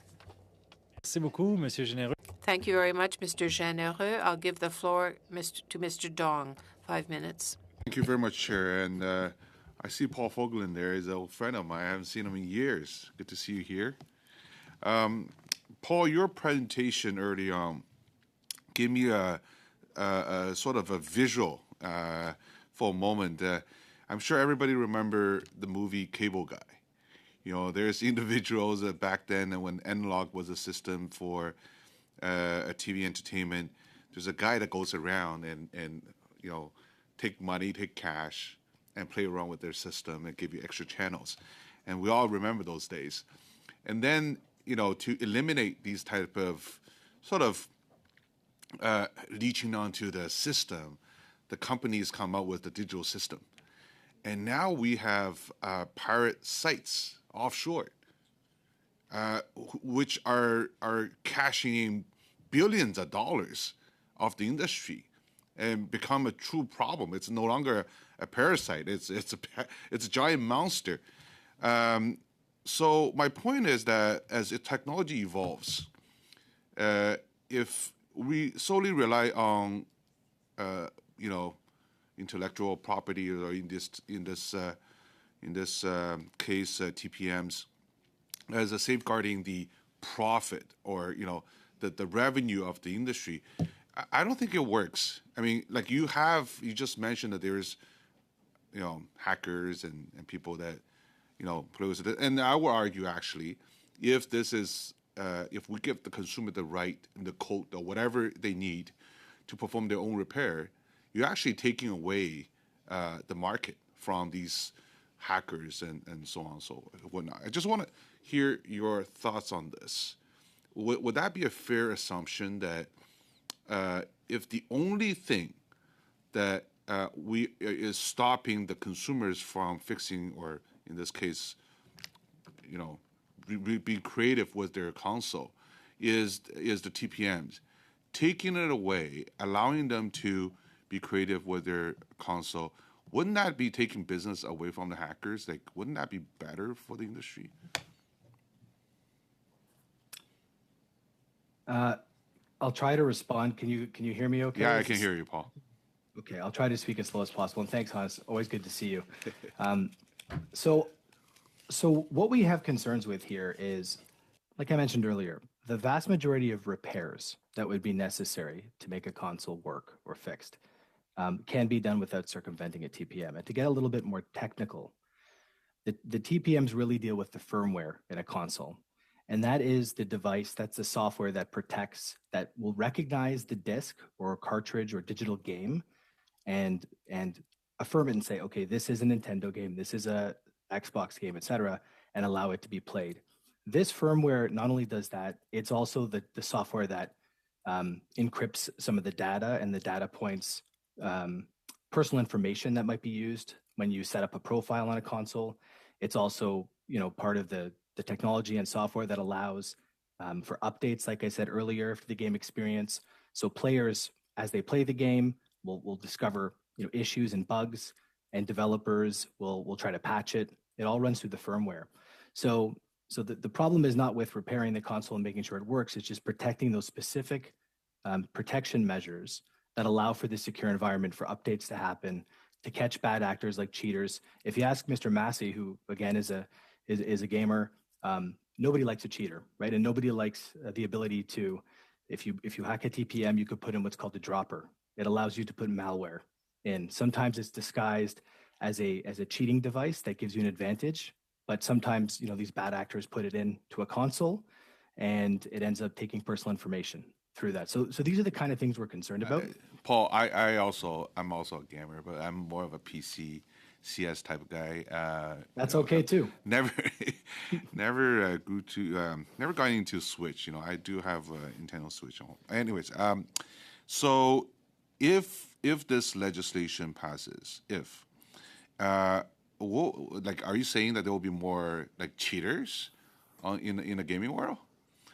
Brian, that's a bad news for us, eh? It's not great news, and our concern is sort of on several fronts, right? So cheating, bad news. But again, it opens up the opportunity for bad actors to hide behind the auspices of repair for piracy and infringement that, yes, includes cheating, but includes the copying of games. Other stuff. Okay, I want to use the rest of my time to ask another question to Professor Santovani. Sure. Thank you. We heard the medical experts, medical equipment experts, and talking about how if this bill passes and how this bill could pose a risk to those that don't want to fix these medical devices and may no longer be precise anymore. So what do you say to that? And is there like other laws or provincial laws that has to be satisfied before anyone can? Is there a requirement, legal requirement for whoever that fix those equipments? So I would say that biomedical engineers are highly trained experts in their field. So they're highly skilled, right? They can do really critical work, and they do it with high quality. I'm sorry, can you repeat your question? Medical equipment. So if this law passes, do you see increased risk in maintaining the precision of these equipments? Or yeah. So the only risk that would be likely to increase would be if this bill is not passed, or the sort of medical equipment sector is exempt from this bill. And the reason is that, similar to the farming or agriculture industry, right, timeliness is of critical importance in the delivery of healthcare. And so when physicians, nurses, other healthcare workers don't have access to working equipment, they can't provide patients the care that they need in a timely fashion. And that really risks the health of patients. Very interesting point. That's my time. Thank you very much. Thank you. Merci beaucoup, Madame Desbiens. Thank you, Madame Desbiens. Thank you very much, Chair. The sound seems to be reestablished for Mr. Fogolan, so I'm going to try to ask him a question. To what extent does your industry take steps to limit the electronic waste that arises from the high-speed games that in moving from one game to another? Merci. Thanks again for asking the question. I will try to speak as slowly as possible to allow for translation. Like I mentioned earlier, the game console industry and the gaming industry has a different approach to device, how we make our consoles, and they are manufactured to be as durable as possible. If you go on eBay and search for older game consoles, you'll see a robust market for consoles from from my childhood in the 90s. During the Christmas holiday, I did some house cleaning. I found my old Super Nintendo. I got the right cable to connect it to an HDTV, and it worked. Okay, I'm not saying everything would work, but the reason is they're built to be durable. Our members want to create a positive experience and create players that love their games and keep buying new consoles when they come out and trying new experiences. So that for that reason, it's a bit of a differentiator. These are very durable products. On top of that, if you want to get rid of an older console, you can send it to the manufacturer, and they have robust recycling programs. GameStop is one of the large retailers. They'll do the same thing. And the final thing I'll mention is that there are some, and I believe Dr. Rosborough may have mentioned this earlier, voluntary agreements when it comes to things like environmental stewardship in the EU. And I know that our 3 major council members have signed on to an SRI when it comes to building in a sustainable fashion, energy efficiency, and full life cycle. So I'm not sure if there's an equivalent here in Canada, but those are the sorts of things that we do.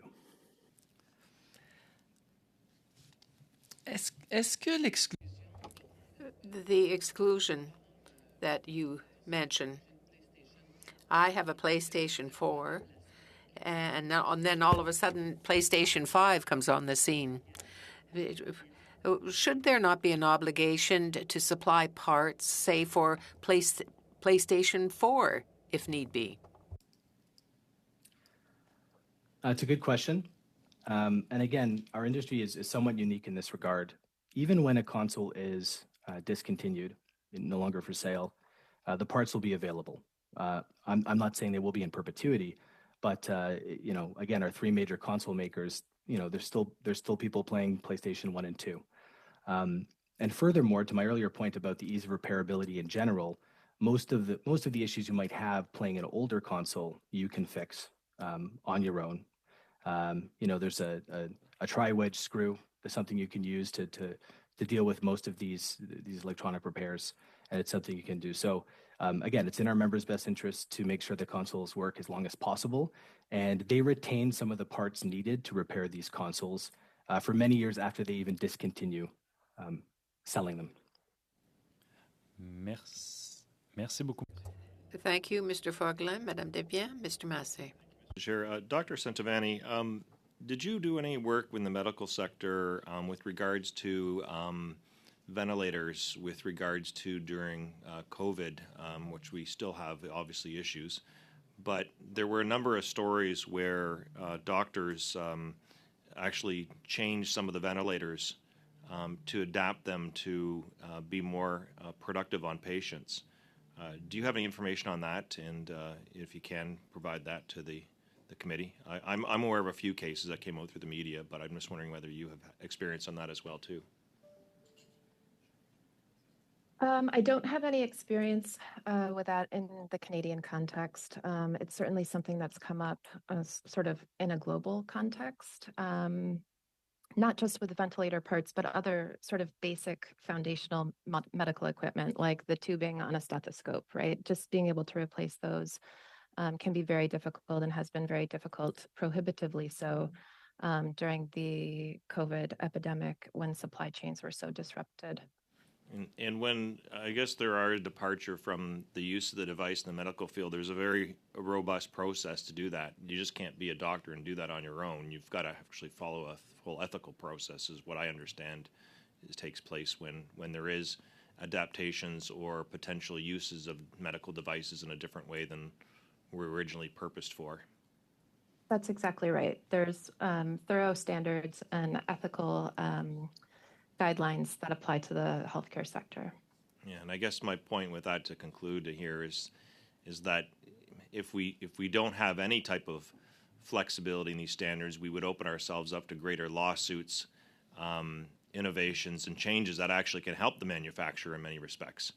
And I think that goes to relationships and trust, because those types of innovations come back from users, which sometimes we forget. Maybe the more robust companies adopt that as part of practices, where others go to more of a restrictive practice that are not as progressive, in my argument anyways. If I could just add one point to that, if that's okay. Yep. Okay, with respect to the ventilator valves, and I mentioned earlier in my comments the instance in Italian hospitals where volunteers essentially 3D printed replacement valves for the ventilators there. And because of the threat of lawsuits based on intellectual property law, the sharing of that information so that other people in other jurisdictions could also print 3D replacement valves was blocked. And so it's exactly right that those innovations were sort of preempted in unfortunate ways. Thank you, Mr. Chair, and to the witnesses. Thank you very much. And Mr. Patzer, we'll finish where we started with your questions. Okay, thank you very much. I just kind of want to touch on a point that has come up in many of the briefings sent to the committee. A few of the witnesses have touched on it, but a lot of it is just a lot of, I think, it's because of how technical the conversation is around technological protection measures, just even the implementation of the Copyright Act. There seems to be this general misunderstanding about what the Act actually does and what it would mean and how it's interpreted. So when I read the bill, when I read other bills similar to it, there's a lot of very specific language in it. And I look at, for this one in particular, it says, circumvention is solely for the purpose of the diagnosis, maintenance, or repair of a product, ... So how important in law, I guess this would be for Mr. Roseborough and Mrs. Santovini, how important in law is it that we have very specific language around what the intent is with these bills?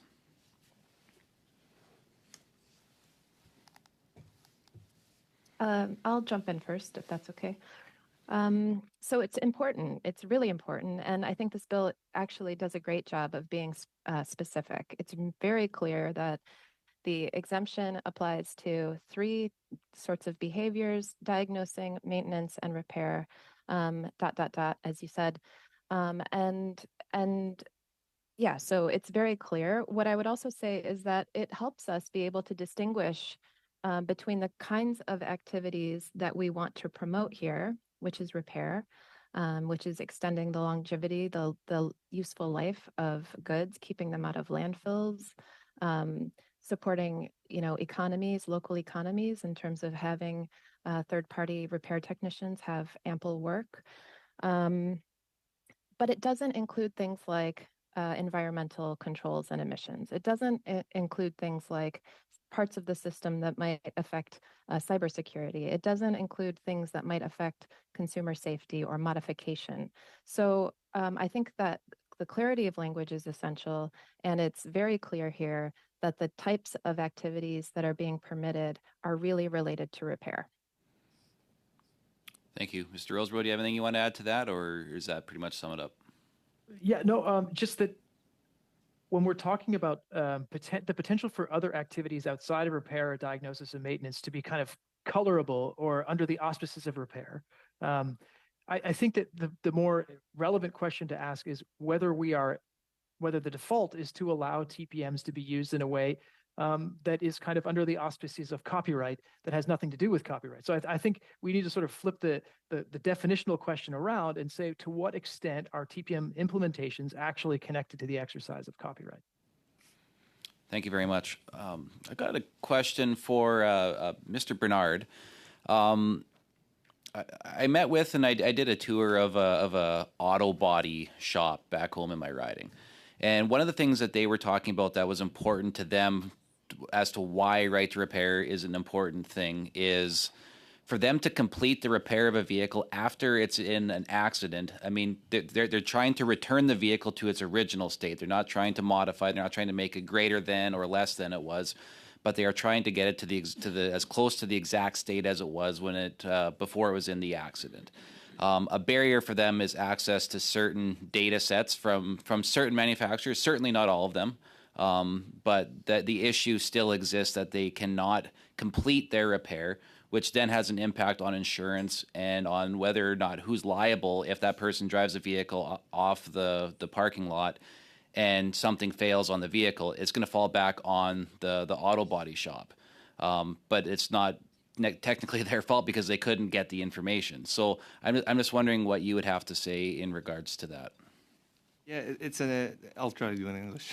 Thank you for the question. It's an interesting, because it can quickly become, especially in the case you mentioned, like a specific case where it highlights a bit more of the complexity of where you can go, right? Because like I mentioned, in terms of overall access to repair, the auto industry has been pretty good at people have been able to repair their cars either on the aftermarket or through dealership. I think the situation you mentioned, it can become quickly a situation of cat and mouse in terms of if we're to bring back a vehicle to this actual state. I'm pretty sure there's strong interest from the manufacturer to make sure that the new vehicle or like the repair vehicle meets once again all the specific criteria and regulations that have been implemented in the car through not only the manufacturer, but the dealership extensive approval process, qualification process.